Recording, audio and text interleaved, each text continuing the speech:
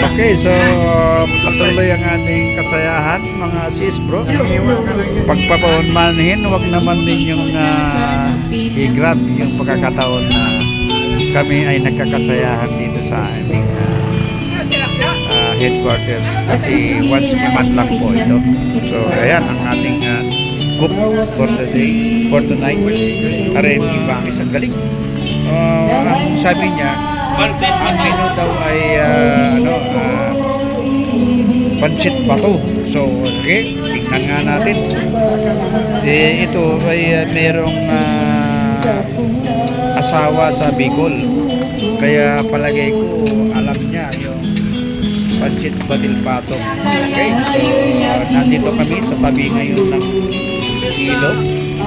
Tutok pato, sardinas ang nilagay.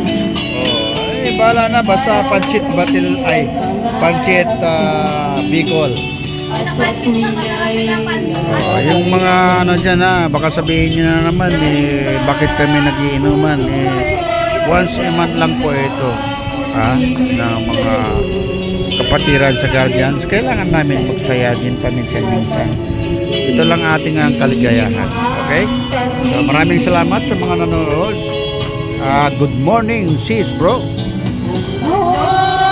Mabuhay ang Guardians, mabuhay ang PGBI.